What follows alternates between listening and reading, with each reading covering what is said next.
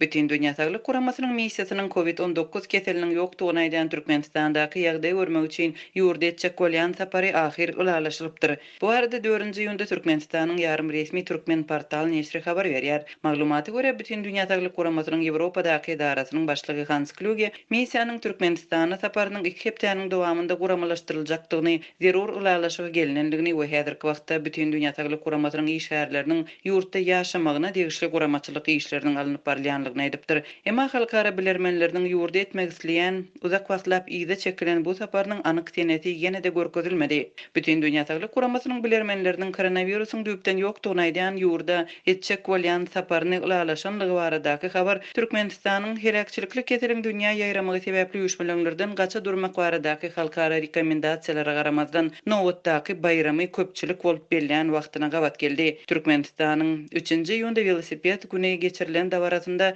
ýurdun prezidenti we hökümet agzalary bilen birlikde ýurtda ýerleşýän OBSE-niň Birleşen Milletler Guramasynyň edaralarynyň ýol başçylary şol sanda Bütün Dünya Sağlyk Kuramasynyň ýurt boýunça edarasynyň başlygy Paulina Kravowska gatnaşypdyr. Türkmen telewizionyny halkara guramalarynyň sport geyimli wekillerini 30 metrlik velosiped ýadygarlygynyn açylyş dawarasynda sport zallarda fitness gurallarynyň fonunda şeýle-de prezident Gurbanguly Berdimuhammedow we onuň agtygy Kerimguly bilen duşuň dowamında görkezdi. Birleşen Milletler Guramasynyň Türkmenistandaky hemişelik koordinatory Yelena Panowanyň Birleşen Milletler Guramasynyň Merkezi Aziýa boýunça wekili Natalia Germanyň UNICEF Çağlar Fondunyň edarasynyň ýol başçysy Kristina Weigantyň we beýlekleriň çykyşlarynda prezidentiň velosiped sportunyň ösüşine goşandy we onuň bilen bilelikde sport çärelerine gatnaşmak mümkinçiligi üçin minnetdarlyk ýaly sözleriň aýdylanlygy habar berildi. Helakçylykly COVID-19 keseliniň global pandemiýasy problemasyny Türkmenistan helakçylykly COVID-19 keseliniň global pandemiýasy problemasyna ýetgermär.